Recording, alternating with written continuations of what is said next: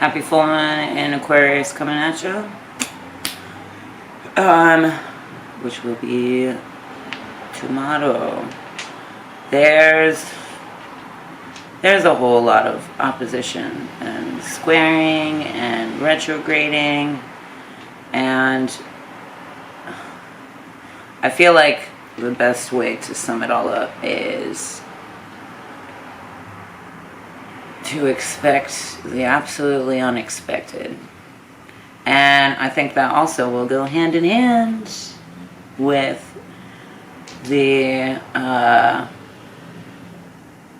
current zeitgeist of all of this perfect time to manifest stuff. When we work from places of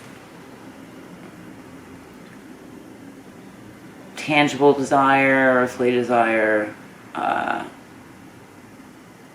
oftentimes it's not its truest form and it does get out of hand. And I will say you will get what you want, but not exactly. The world loves to use stuff like this to find love and relationships and wealth and all of these things. And just honestly, with the way everything's moving, I feel like it's gonna psych us all out. Like very literally, when you work with that kind of intention, not integrity, you'll get what you want. It'll just be very different, which is also why we have to be very mindful with our words and very specific and very grounded in it, and know in our heart of hearts what it is that we want, or it will come out a little shoddy, or you'll get exactly what you want, but to an extent that you did not realize or recognize. And that's just kind of how things go when you want to play with free will and play on the same board game that is ultimately making the earth sick, making our spirits sick, and making our minds foggy, I suppose, and wrought with all of these other expectations. I don't wanna down anybody, but just watch your step, and don't be surprised if you fall on your face or get what you wanted, just in a very different way. And a lot of that will also also speaks to me in the sense of this full moon will be in between Saturn and Pluto in Capricorn, Saturn in Aquarius also, but retrograded, both. And I feel like when you're in between that kind of energy, those are two very not even distant, but deep-rooted, very immediate lesson and long-term, very recognition and applicable knowledge. And I think with all of the oppositions and what have you too, and with that manifestation thing, it's an opportunity to recognize what it is that we're manifesting and how, or that we want, or that we want to go toward, or whatever the fuck, and what that really means in the long run. And that's you're manifesting some hottie now. In the long run, it's not going to go where you want it to. But if you want to focus on true love, inner love, then that will be a more applicable and lesson in longevity, rather than in immediate desire. If that makes sense. But that's also applied to many things, not just relationships or substance or what have you. I feel like those two are exactly that, what's going to psych us out, and what's going to be you thought you got it figured out? Just kidding, motherfucker. And gosh, even just looking at everything, it was almost there's a lack of central point, and it's sort of teetering on this line of seeking balance but making space. You have to clear out space in that in order to find. It's like if the ship is too heavy, it's too rocky.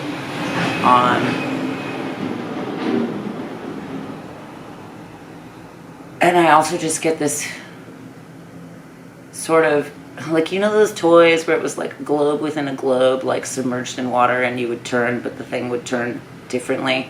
I know that's a very childish visual, or like what have you, but there's A, nothing wrong with that, and B, that's kind of like the same almost balancing act that we're getting. Like, there's oppositions with Venus, there's oppositions with Mars, and Mars being with Uranus is a very finicky place to be, a very like, don't tell me what to do, you don't know better than I do kind of conversationalist, if that makes sense. With the sun squaring that, like shining light on the wrong fucking places. And you know what? Maybe the simplest way to put it is something that I've said a lot in the last few days, weeks, which is like, you're worried about the wrong shit. You're worried about the wrong shit. Focus on your own shit. And that's something I've also learned a lot of lately. If you have the time to critique or interject, chances are you're missing your point in what you're focusing on. So worry about your damn self. And that is a key point to start in if you're going to work on calling in anything, or conjuring, or manifesting, or what have you. Gosh, there's a lot. There's a lot going on. But full moon in Aquarius, I wonder what you've got for me. I wonder what you have hidden now and what will be shown soon. So we're going to pull some cards and see what's going to happen. See what's going to happen.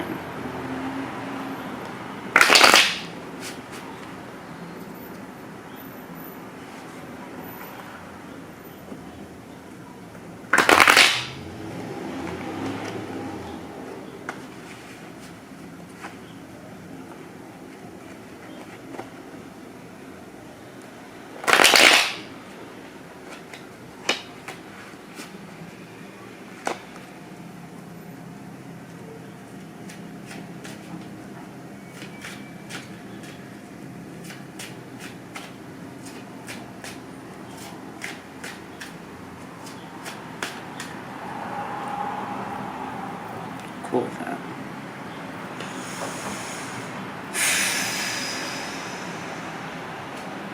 You and me, dude.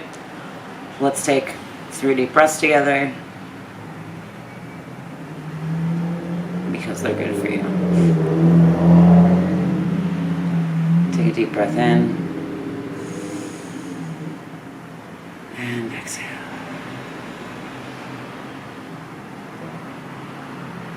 Take a deep breath in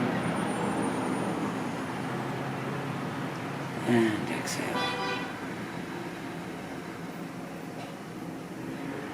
Take a deep breath in and exhale.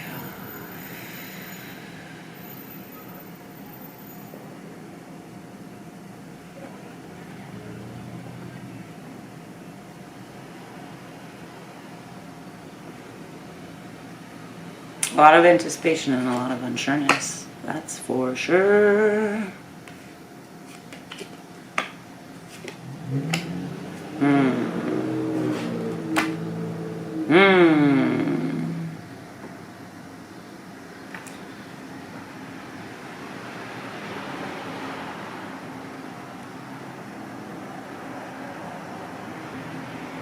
Five of Pentacles at the bottom of the deck, also inverted. A lot of these did come out that way, And maybe that's again also reiterating my point in like external manifestations, when this ground needs to be cleared, like this needs to be recognized and dealt with. Because you can make wishes all the fuck you want, but if your heart's not in it, then it's not going to happen, or it's going to happen sort of convoluted. You can wish for a person and you'll get the wish version of that person, really. And that's because you shouldn't be fucking wishing for nobody. You should be wishing for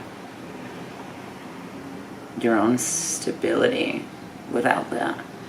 And the Five of Pentacles is very much a place of conjuring, a place of creativity, but a place that stems from the inside. It's like honing in and focusing and understanding that like your energy, not the things that you have, is where you're going to create from.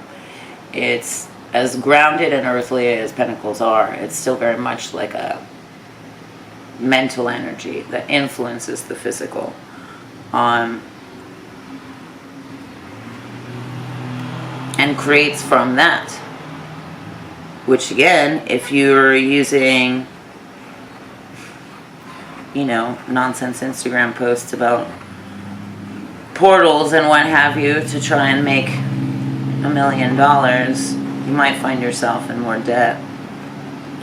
Or if you're using it to find love, you might find yourself in another cycle and another lesson to show you why it is your mental emotional patterns have continued the way that they do. It is also a reminder that you have the ability to repattern those things. That's what creation is. That's what your reality is how all of your senses weave a story with this information. And what you want that story to look like. And again, I feel like we have all these ideas of what that's supposed to look like, that feels like the right thing to focus on. And do not be disturbed when something gets shaken and you find that that is not quite it or what you wanted.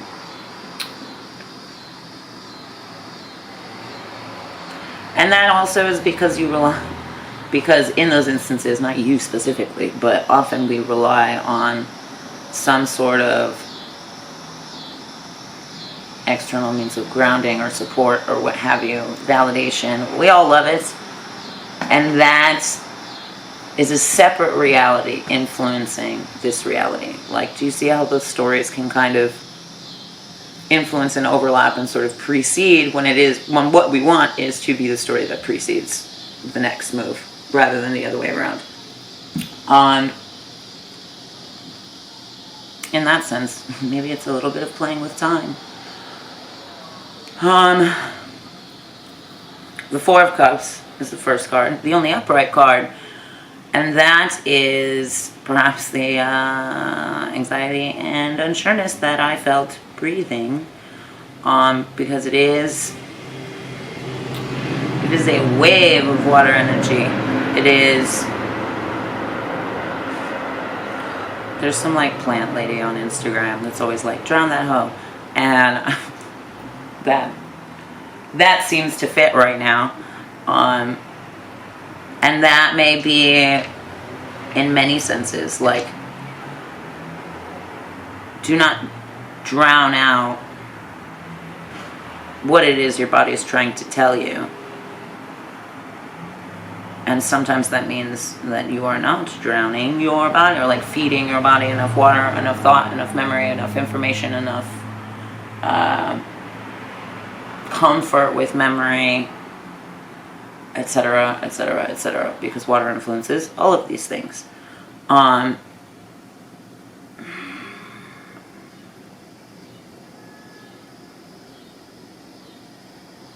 It's also very much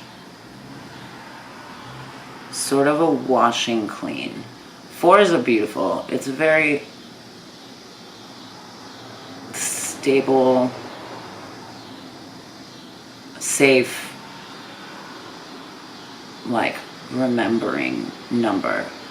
For me, it always says a lot more about connection to that kind of safety and that kind of memory in many ways. For me, 4 is also often trigger some sort of like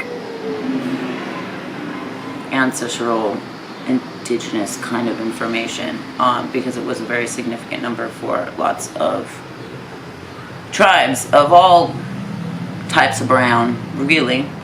And that also comes with many rituals of cleansing and rituals of going to the water or sort of basking in these things. And under the full moon would be pure light, reflection feeding into this sort of this body capable of information, be it the water of the earth or the water of you.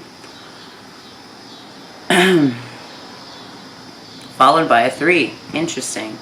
Ooh, kind of exactly what I said with the 5 of Pentacles. As if this current story then influences rather than this story being influenced by something preceding. This is showing us kind of both. Like, it goes back into the 3s, but it is the Empress, so that navigates very forward, that navigates very in foretelling and a creative coming. And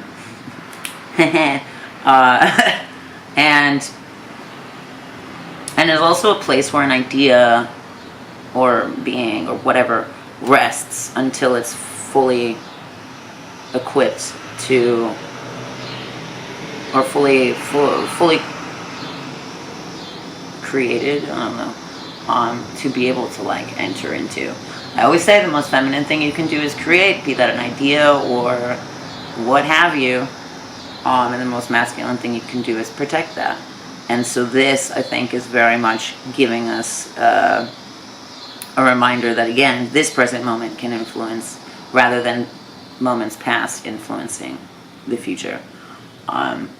It's kind of like, if you look at life as a fucking board game, like every new step allows you a new different step. Like, you're not cut off from this path purely because you came from start. Like, that's turns ago, dear. Like, we're over that. We're done with that. And that doesn't mean it doesn't matter. That doesn't mean it's not important. That just means that it's not the information in this current equation that is pushing out answers, or that is pushing out some sort of sum for what's next. And again, that kind of forewarns me with, like, you know, us using this time, Lionsgate portal, in sort of in ways that our spirit doesn't actually want us to, in ways that perhaps our guides don't actually want us to, in ways that the earth and the universe don't actually have the momentum for. And yes, we can create that, but is that something that we have been creating that is conducive to whatever it is that we are working on now? Maybe not. Maybe not. And so don't be surprised when that momentum surprises you. Again.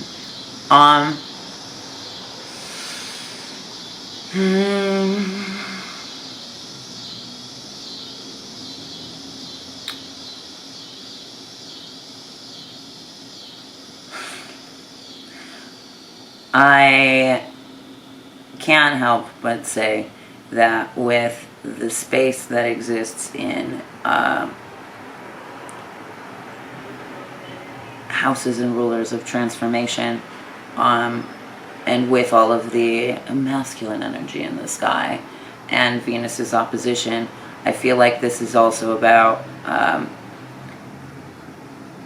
redefining that, and that for me, in my own head, it has always been the redefinition of what it is to be penetrating, and penetrated, and what that means for this kind of energy is the ability to sort of, like, it's like an immaculate conception. The ability to sort of penetrate yourself, be that ideas, passions, desires, deep thinking, deep thought.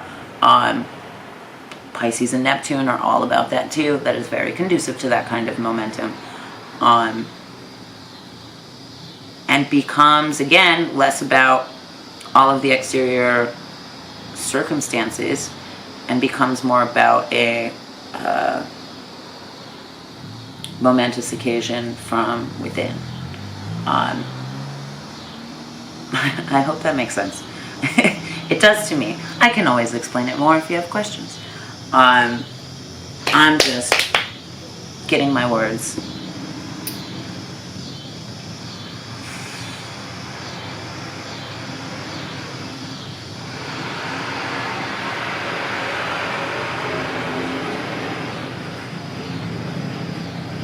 I'm getting something about stress and pleasure too.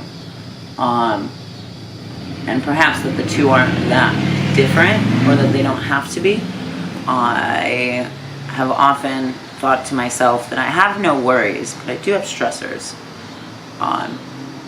Stressors, not like major stresses. I have no worries, but I do have stressors. And you can still find growth and joy and ecstasy in those places. Sometimes more so. Sometimes that pressure builds the climax. There's a lot of sexy illusions here, cards. God, and this just reiterates it, because the Ace of Swords follows that with this beautiful blue rose. So many blues, which is, contrary to popular notion, actually a very feminine dominated color. The red or pink was meant to be like iron, like rusted iron, which is more the masculine's relationship with the feminine and what have you. So, funny thing, we switched that shit up. But so there's lots of blues in here, which is a very calming energy amidst all of this pressure, amidst all of this like heavy flowing water. And then we have this sword, upturned or like inverted. There you go. Which again always reminds me of like self-penetration, which is really just like a full knowing of self, a full integral presence of self, because you are fulfilled and whole and all of those things. It is in uprightness, in ecstasy, and that's very much how our eyes may roll in other instances. But we can create that for ourselves. I mean, maybe that's why people look up when they fucking pray, man. Like, not that they're like trying to fuck God, but maybe we should. Maybe that's the ways in which that we can interpret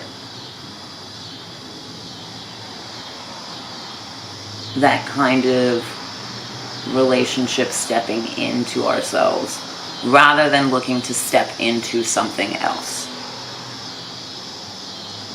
I could not have said that any better. Thank you, cards.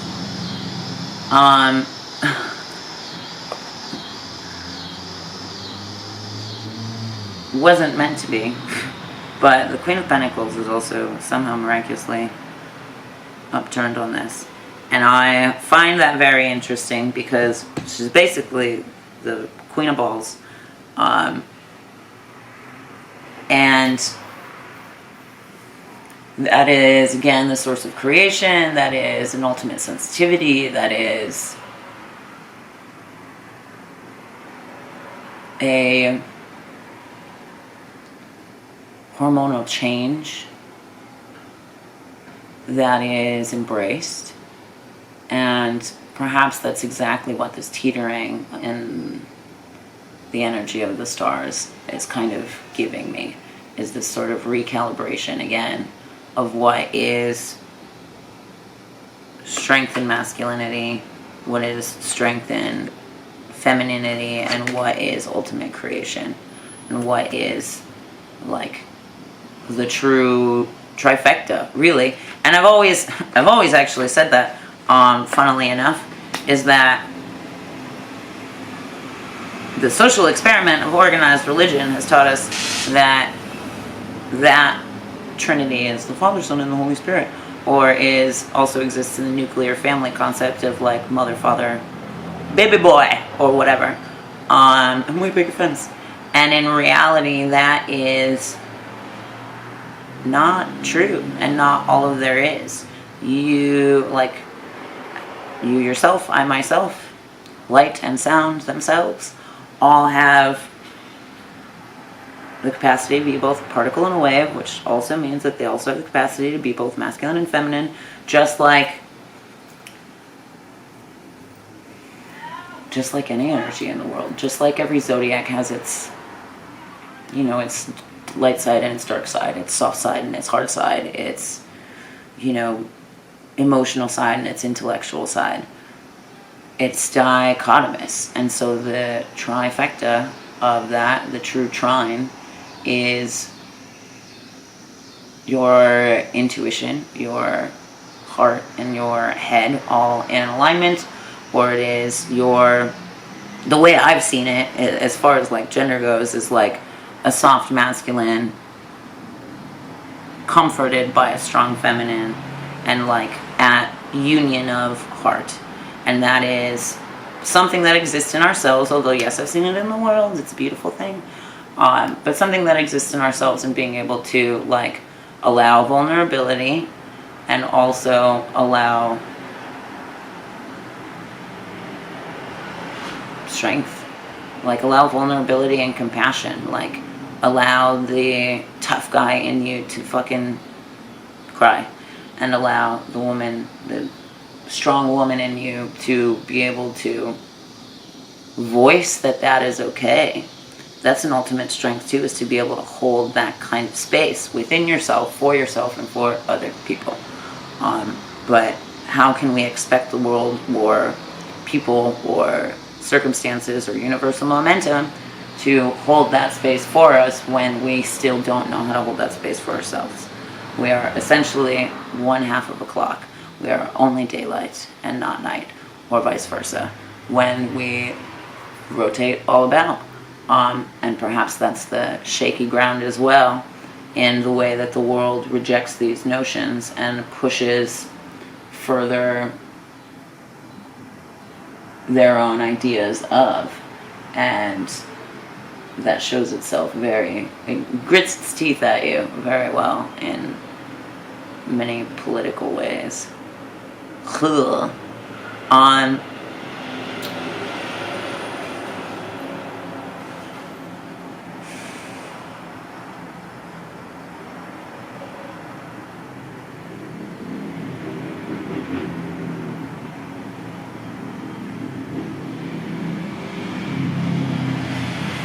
It's a lot of fives.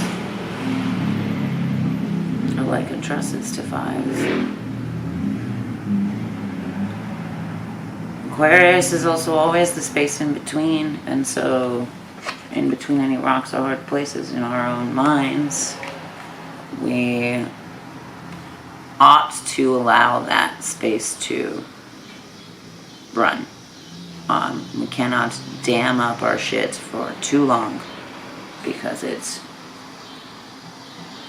will disrupt and destroy. It will disrupt and destroy your sleep, your sanity, your comfort, your confidence.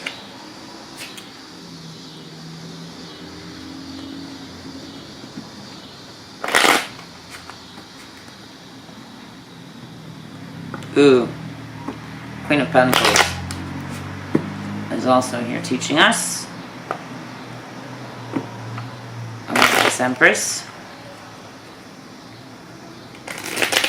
Because if you see all of these like ideas of identity and ideas of steady flowing and then solid here and reflected very poignantly and condensed and realized, which is a form of like mental organization.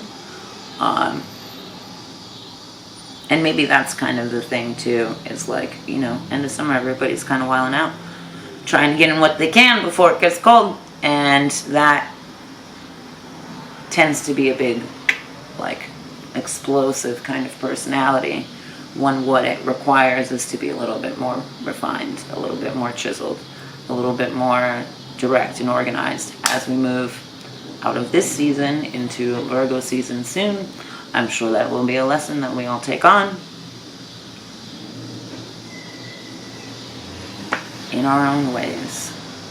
Okay, let's see what numbers got for us.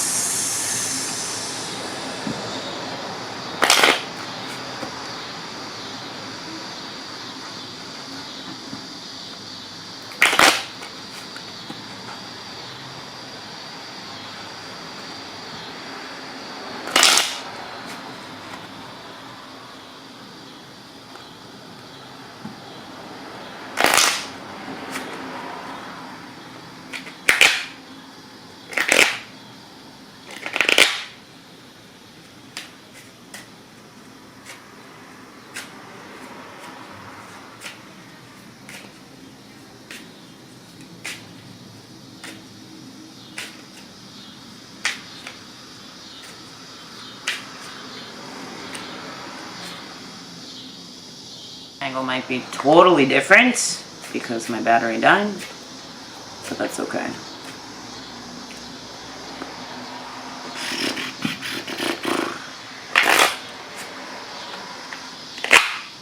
Okay.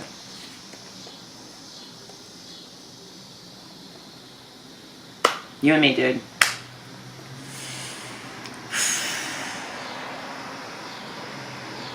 Take a deep breath in. And exhale. Take a deep breath in. And exhale. Take one deep breath in. And exhale.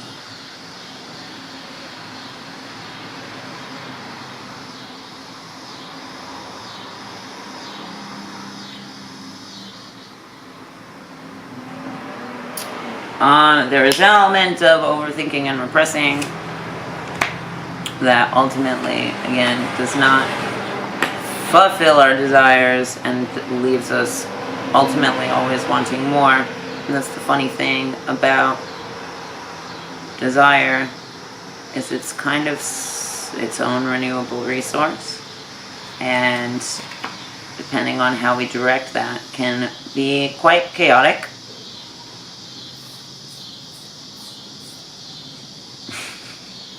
And the opposite of chaos is chilling. Chilling in fours, in safety and balance, in the walls of your home. Not necessarily like blockading, but it is like safely behind walls. And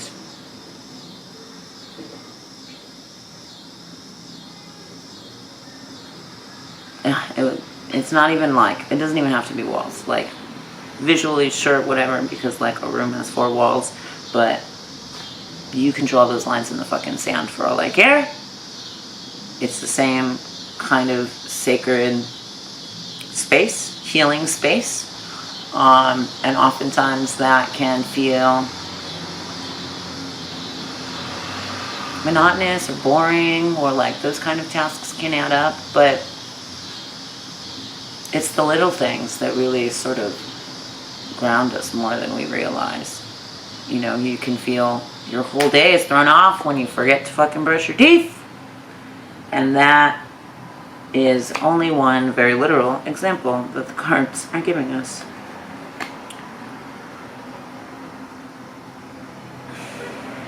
I think that also, that card itself can also be kind of taken an opposite way. And I think can come up in times when there's a looming depression, and those little things get sort of more difficult.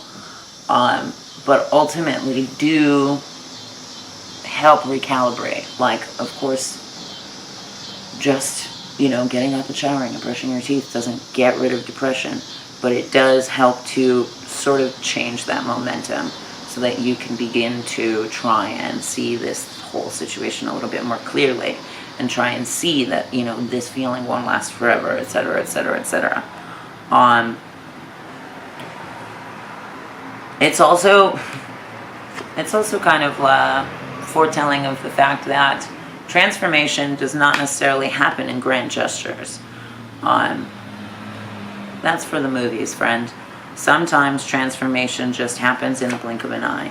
Sometimes transformation happens without you even realizing it, and then it hits you weeks later and you're like, oh wow, I used to be so different, or so not as, grounded, or as kind to myself, or as da-da-da-da-da, and it took you a minute to realize it, but because it's been something that you've been sort of chipping away at and not realizing that, lo and behold, you created this whole other instance and this whole other reality, created and transformed into this other situation, into this other storyline, etc., etc. That will come with patience. Like I said again, if there are manifestation things that do not work out the way that you wanted to, or like, everything seems like it's going great, and you're like, lucky me, magic is wonderful, and then something goes terribly wrong, begin to blame yourself, like, nah, that ain't it either. We're just getting kind of surprised by Saturn and Pluto, and Neptune deep in Pisces, and all of these retrogrades, and the shifting of north nodes and south nodes.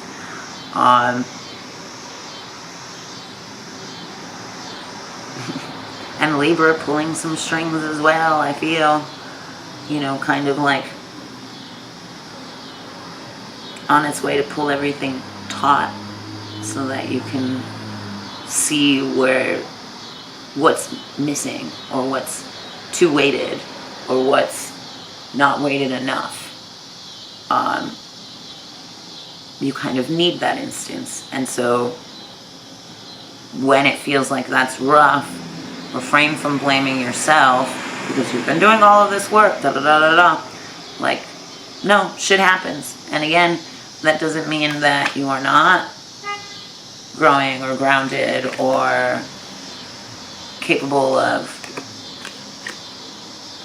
sort of cutting new cloths, but it does mean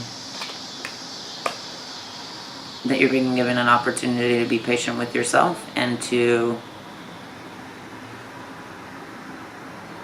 not add to the pressure, because that will bog down what it is that you want to come out of it. And that can ultimately be like the best momentum and the best fucking joyride, and something even farther in the future of blessing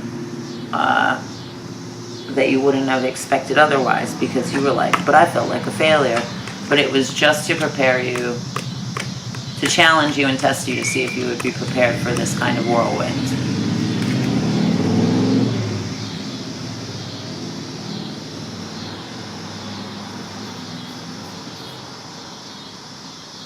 The world moves very fast, and still not always fast enough for many. And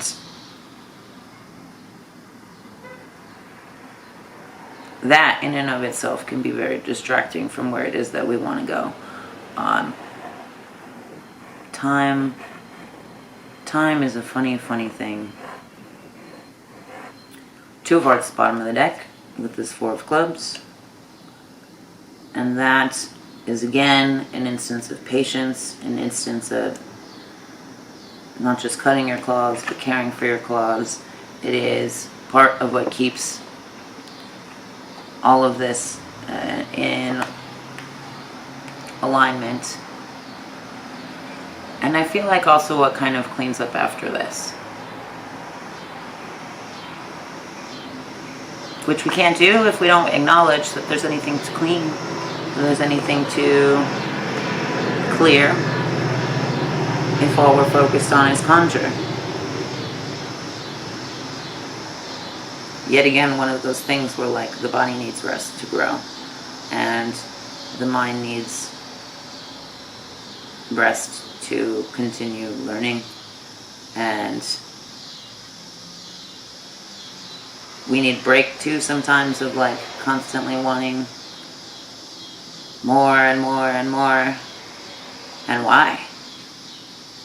Like, what a weird way to live, as if the grass was always greener on the other side. Because it's not. Because it's not. It never is.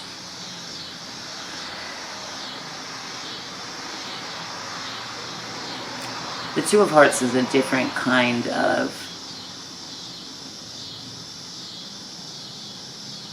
unification. And I think again goes back to that teetering and Venus' opposition and Mars and its stressing. These are two halves of a whole, and it's two halves of a self. And we fail to recognize that when we're too focused on like, who completes me? Or, you know, but I only want just one more of this, or whatever. Like, nah, dude. That's never it.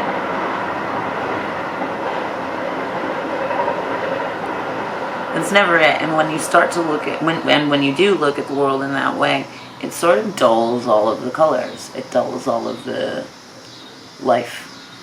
Because now you can only experience half of it. You're only allowing yourself to experience half of it. And that's also when we miss sounds, colors. We miss reading in between the lines. We miss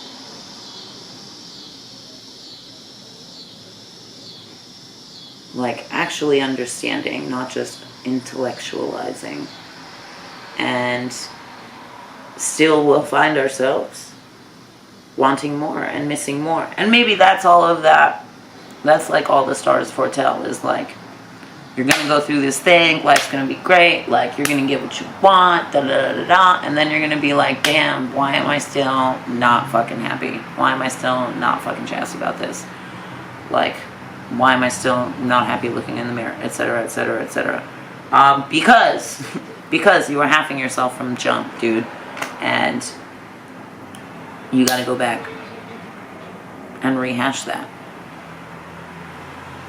Not back. You got to go inside and rehash that, because again, like this already told us, rather than worrying about going back in order to move forward, we can just pick up that momentum here, because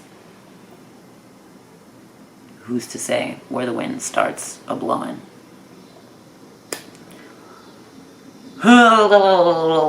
Okay, that's a lot. That's pretty cool though. I haven't seen this Joker in a hot minute, and the times that I have seen it, some weird shit's gone down. So, good luck. Good luck, good booze, good boobs, good all of that. Grease is the word. Yeah, go fucking full moon in Aquarius. How interesting. There's a lot more fire and water and earth than there is air. True to the full moon being so present in an air sign. But do not let that falter.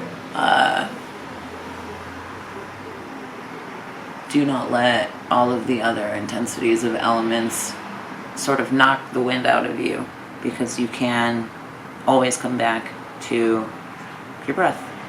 And that in and of itself will always be moving through both water and air. I hope that's comforting. Yeah, cool. We'll leave it there. Let's not get too carried away with the predictive element of this. But you know, as things move forward, I hope that you see pieces of these cards as reminders to trust yourself a little bit more and want more from yourself than anybody else. Until next time, party on. Happy full moon.